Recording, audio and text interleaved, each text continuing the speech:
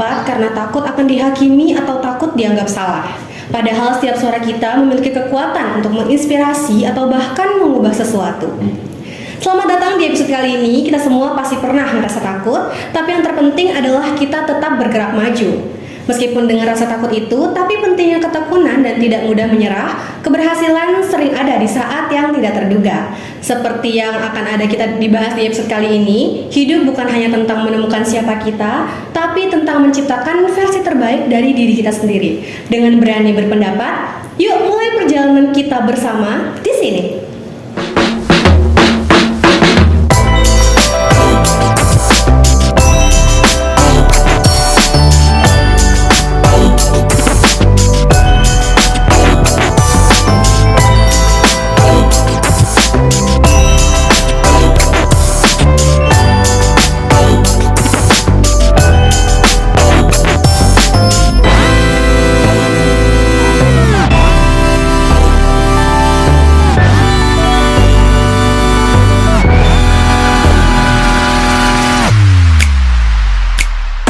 Luar biasa, kali ini kita sudah ditemani ya bersama teman-teman guest star spesial kita yang tentunya bakal menemani diskusi kita untuk pada sesi di episode kali ini.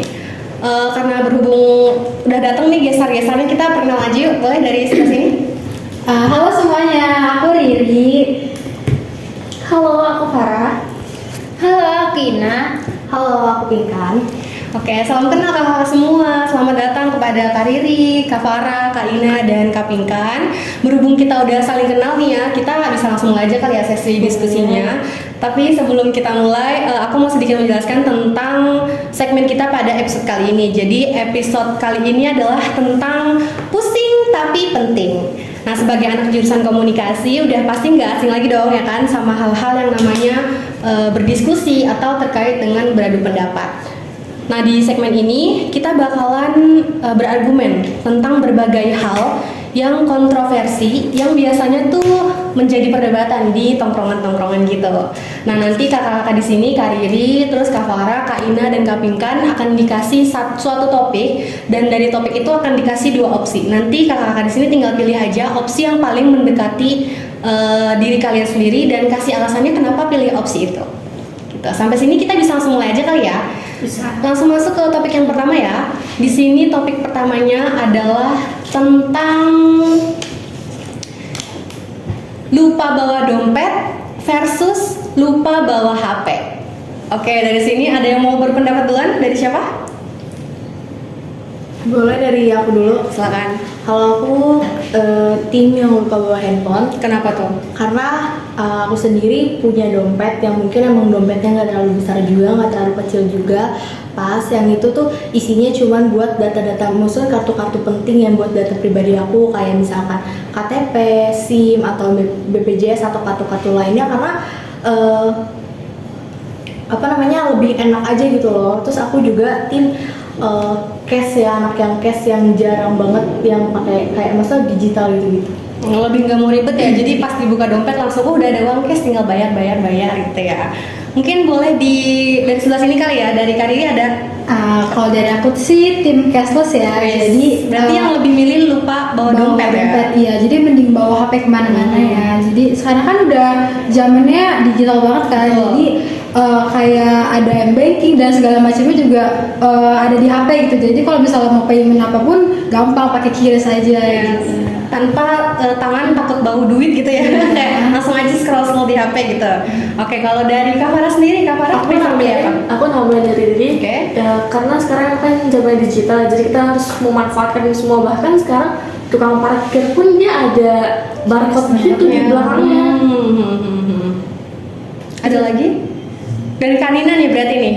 Kalau aku sih sama ya kayak Pinkan juga. Aku juga mau nambahin kalau misalkan menurut aku tuh kalau misalkan kita lupa bawa HP, maksudnya kalau misalkan kita cuma bawa dompet doang, itu tuh kita nggak terlalu memfokuskan ke HP kita gitu loh. Jadi kayak mungkin kalau misalkan kita kesusahan kan juga ada dompet ya, kayak misalkan uang ya udah kita tinggal bayar gitu. Nah, tapi menurut aku tuh kalau misalkan kita bawa dompet, kalau misalkan aku prepare juga secara pribadi juga jarang buat beli kuota gitu kan, takutnya kayak kelupaan beli kuota atau habis beli kuota gitu, jadi kayak ribet juga sih, apalagi kalau misalkan ya kita kan nggak tahu ya gimana nanti atau ada musibah gimana kan, kalau misalkan HP-nya mati juga susah jadinya mau nganuin data-data pribadi gitu kan, jadi gitu sih menurut aku. Tapi biasanya kalau tim-tim yang bawa dompet nih, aku mau nanya dulu, biasanya di dompet itu ada sedia apa aja sih selain kartu KTP, apalagi? Aku paling kayak KTP, SIM, duit pasti ya, Oke, duit mortgage ya. Terus kayak paling kayak kalau misalkan amit-amit ya, misalkan musibah pasti ada BPJS-nya juga kan. Terus paling sama kayak kartu ATM doang sih Kak, udah gitu aja. Kalau dari Kak Ina? Kalau aku juga sama sih, hampir sama juga. Kalau dari tim sebelah sini kan ini tim tanpa dompet ya, berarti biasanya kalau misalkan aplikasi yang sering dipakai untuk keperluan yang di dalam HP itu apa aja? Ya OVO, terus Oke. Pay, terus M-Banking dan lain-lain. itu selalu ya. Karena sekarang kalau misal pembayaran apapun nggak cuma yang banking, kita bisa pakai Shopify. Segala macamnya bisa. Terus untuk solusi-solusi kayak kartu identitas dan lain sebagainya macam kan nggak ada datanya, itu gimana tuh cara kalian untuk nge-backup data-data itu misalnya ada yang nanya? Sekarang udah naruh di HP sih. Soalnya ya, ada soalnya. Oke, kalau gitu dengan topik pertama ini masing-masing tim atau di sebelah kiri aku lebih kelihatan jelas ya, di sini yang lebih tim mendingan lupa bawa HP dan sebelah sini mendingan lupa bawa dompet. Langsung aja kita ke topik yang kedua kali ya. Topik yang kedua adalah tentang punya banyak uang tapi sedikit waktu luang versus punya banyak waktu luang tapi hanya sedikit uang. Oke, kalau dari sini aku langsung tembak aja kali ya, dari Kak Farah dulu deh. Kak Farah prefer yang mana nih dari dua topik tadi? Dua opsi, sorry. Aku langsung jawab punya banyak uang tapi sedikit waktu luang. Rich money ceritanya nih. Rich money. Kenapa tuh? Karena sekarang kalau ada orang bilang waktu itu nggak bisa dibeli dengan uang, tapi tanpa uang ya kita nggak bisa beli apa-apa nggak sih? Kayak misalkan kalaupun kita ada mepet-mepet, pasti kan kita ada sedikit waktu luang yang itu bisa kita manfaatin. Jangan kan kita pergi keluar dengan kita belanja-belanja di Shopee, itu udah cukup bikin Udah bikin puas ya. Tapi kan tadi Kak Farah sempat bilang waktu tidak bisa dibeli dengan uang ya. Berarti Kak Farah mengklaim bahwa menurut Kak Farah itu dengan uang nih bisa membeli waktu seseorang ya. Entah berapapun jumlahnya ya. Gimana nih? bisa. Oh, berarti memang setiap orang beda-beda. Kalau dari Kariri dulu deh, Kariri pilih apa nih Kak? Banyak uang, sedikit waktu luang, atau banyak waktu luang tapi sedikit uang? Sama sih kayak Farah, sama, banyak oke. uang sedikit waktu luang. Jadi tuh Kenapa? kalau sekarang juga kan digital juga kan, apa-apa juga kalau belanja Shopee, Zalora kan udah banyak gak sih, udah bisa lewat online juga. Jadi ya mendingan punya duit banyak gitu dibanding waktunya dikit gitu, karena kan belanja di online juga kan nggak butuh waktu yang banyak. Iya, cepat gitu, fleksibel juga. Anak Kariri kayaknya anaknya digitalisasi banget ya, mengikuti perkembangan zaman banget ya Kak ya. Kalau dari Gen Z. betul harus mengikuti perkembangan zaman ya. Aku penasaran sama yang sebelah kiri aku nih. Dari Kak Ina dulu kali ya. Kak Ina prefer opsi yang mana nih Kak? Kalau aku sih lebih ke banyak waktu luang tapi hanya sedikit uang. Kebalikan berarti ya dari Iya. Karina dan Kak Farah. Kenapa tuh kalau boleh tahu Nah, alasannya? kalau dari aku, kalau misalkan konteksnya itu nggak ada tanggungan, kayak cuma buat aku diri sendiri gitu, aku mending ke banyak waktu luang tapi hanya sedikit uang, karena kan aku juga orang introvert ya, jadi kayak aku tuh harus ada waktu luangnya gitu loh, kayak misalkan me time atau gimana-gimananya gitu. Soalnya kan untuk urusan duit dikit tuh, jadi kalau yang misalkan kayak gitu tuh, kalau aku sih jadi bisa belajar buat manage uang aku gitu loh. Jadi lebih pilih memanage uang yang ada dibanding harus banyak uang tapi nanti malah jadi overwhelm ya karena Iya. kebanyakan uangnya Iya, gitu, karena betul. butuh waktu sendiri ya. Oke, yang terakhir nih berarti dari Kapingkan. Kapingkan dari dua opsi ini lebih prefer yang mana Kak? Aku sama kayak tim Farah sama tim Riri, karena Kenapa? kalau misalkan kita banyak uang kan juga buat kesenangan diri sendiri juga kan, dari hasil kita, kayak kita bisa belanja, kita bisa liburan, terus duitnya tuh bisa kita manfaatin loh buat ke orang-orang yang mungkin orang-orang terdekat kita, atau kita mau ngasih kayak ke gimana, jadi mau ngolah duit juga gitu loh, jadi kayak enak aja. Walaupun nggak punya waktu untuk diri sendiri, at least masih bisa kasih sesuatu ya untuk orang-orang sekitar ya. I see. Berarti dari sini kita 3 lawan 1 ya berarti ya. Kak Ina dengan pendiriannya masih tergoceh atau tetap lebih milih banyak waktu luang? Kalau yang konteksnya kayak buat diri sendiri mending banyak waktu luang. Soalnya emang gak bisa ya kalau misalkan kayak sedikit luang gitu. I see. Makasih kakak atas pendapatnya. Kita langsung lanjut aja ke topik yang terakhir nih. Topik yang terakhir yang pastinya gak kalah seru tentang telat tapi santai versus tepat waktu tapi terburu-buru. Nah, di sini ada yang mau kasih pendapat dulu nih, lebih prefer yang telat tapi santai atau tepat waktu tapi terburu-buru? Aku deh. Boleh. Kenapa tuh kak? Kalau misalkan kalau aku sih timnya tepat waktu tapi buru-buru. Soalnya kan kalau emang misalkan konteksnya kita lagi janjian sama orang tuh, kadang kalau emang misalkan kita telat tuh kayak nggak enak aja gitu sama orang yang sudah kita janjiin gitu. Jadi apalagi kalau misalkan dia nunggu berjam-jam gitu, kayak nggak bisa deh, kayak nggak bisa bikin marah orang gitu. Nggak enakan ya berarti ya. Kalau dari Kak Pinkan sendiri gimana nih kak? Aku sama kayak timnya Ina juga, jadi buru-buru ya anaknya, karena apa ya, itu juga kayak tantangan sebenarnya, itu kayak buru-buru, kayak aduh gue udah janjian nih sama orang, kayak gue harus buru-buru nih gimana pun caranya supaya orang itu kayak nggak nungguin gue, lebih baik gue nungguin orang itu gitu sih. Kalau ini kan perihal nggak enakan ya. Kalau misalkan dari segi waktunya, kenapa pilih lebih tepat waktu aja? Itu lebih kemana tuh arahnya?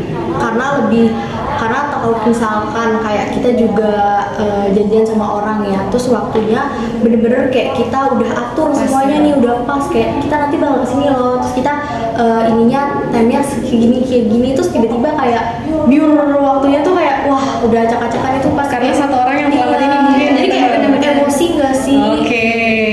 Kalau dari Kak Farah nih, Kak Farah prefer yang mana? Telat tapi santai atau tepat waktu tapi terburu-buru? Aku tepat waktu tapi terburu-buru. Karena Kenapa? terburu-buru itu men-challenge diri kita sendiri ya, kayak misalkan kita harus selesai prepare jam berapa, harus jalan ke sana jam berapa, itu kita harus tepat waktu sih. Nah, berarti kurang lebih sama kayak Kak Pinkan ya, emang udah di timeline semuanya dan harus sesuai sama jadwal yang udah ditentukan sebelumnya ya.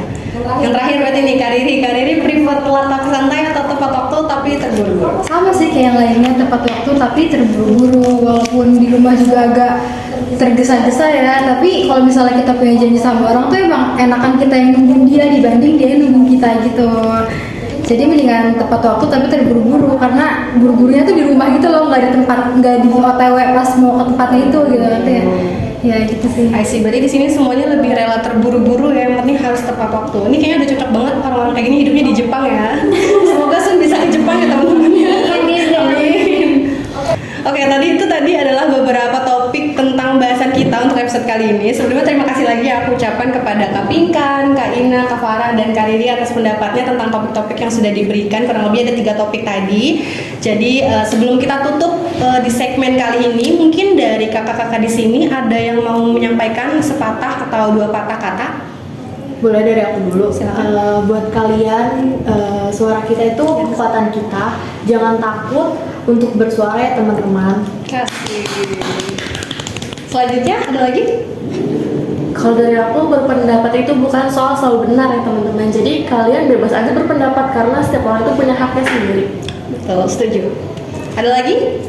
Mungkin kalau dari aku, berani berpendapat itu adalah langkah yang kecil, kayak seperti aku tadi juga kayak gimana ya, suka apa namanya, suka grogi gitu. Cuman untuk mau menciptakan perubahan itu pokoknya jangan ragu deh buat bersuara. Setuju. Ada lagi teman-teman? Dari aku boleh, Silakan. berani berpendapat karena suara kita bisa mengubah dunia. Asik. Nah, sekali lagi kami tegaskan ya teman-teman ya, bahwa konten ini dimaksudkan untuk melatih teman-teman, melatih diri kita juga agar berani berpendapat tanpa menjatuhkan pihak lain. Semoga episode kali ini bisa bikin kamu lebih percaya diri untuk menyuarakan ide-ide kamu. Jangan lupa berpendapat itu penting, tapi menghargai orang lain itu jauh lebih penting. Sampai ketemu lagi di episode berikutnya.